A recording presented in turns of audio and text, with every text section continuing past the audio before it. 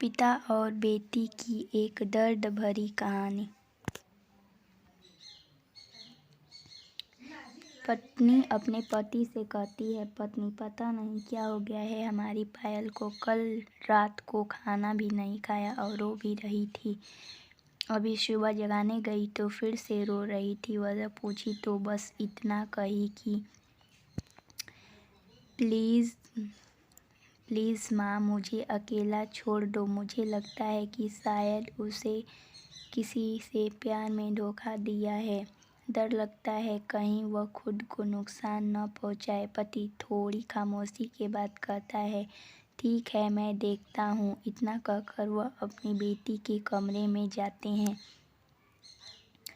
पिता, पायल कैसी हो बेटा? बेटी, प्लीज़ पापा मुझे कुछ दिनों के लिए अकेला छोड़ दीजिए। पिता, ठीक है बेटा मगर एक शर्त है। बेटी बोली, पिता मैं तुम्हें एक बकवास कहानी सुनाना चाहता हूँ, तुम सुन लो फिर हम तुम्हें डिस्टर्ब नहीं करेंगे। ओके बेटी, ठीक है सुनाइए। पिता, आज से करीब 20 साल पहले एक राजा हुआ करते थे, बेहद अमीर। उनके 2 बेटे थे।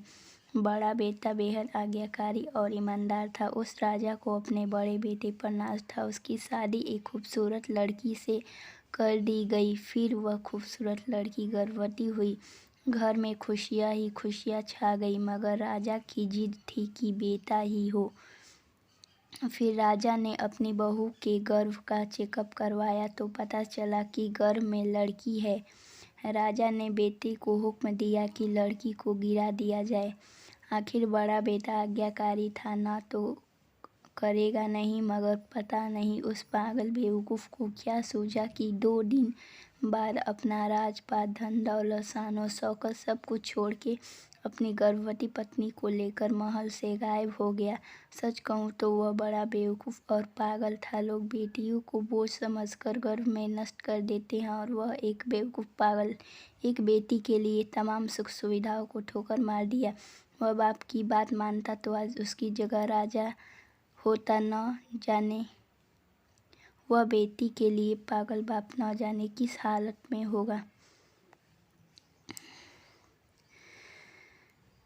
तभी पायल की माँ वहाँ आकर कहती है कि वह बेटी के लिए पागल शख्स और कोई नहीं, यही तेरे पिताजी है जो तुझे अपनी सच्ची कहानी सुना रहे हैं। तू कहती थी न कि मम्मी नाना नानी को तो मैंने देख लिया, काश पापा अनाथ न होते तो दादा दादी का चेहरा भी देख लेती। तेरे पापा अनाथ नहीं है, तू बड़ी होकर जिद न कर रे दादा दादी से मिलने की, इसलिए तुझे छुपाया गया। फिर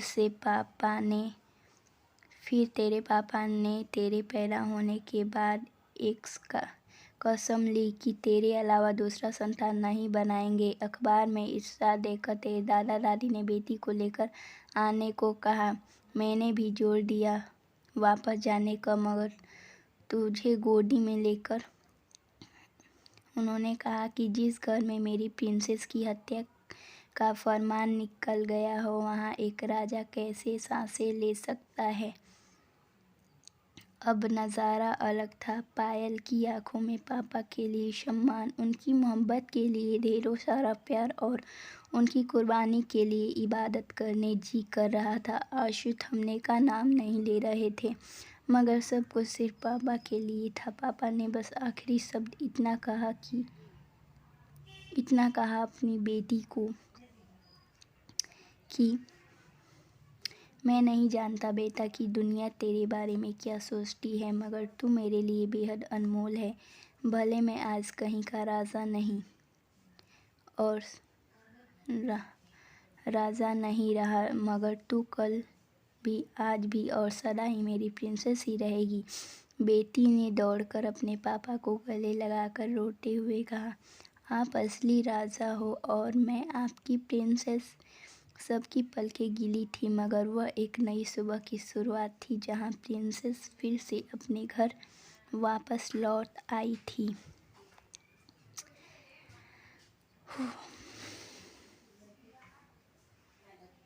बेटियां माता पिता की जान होती है, उनकी आन बान और शान होती है।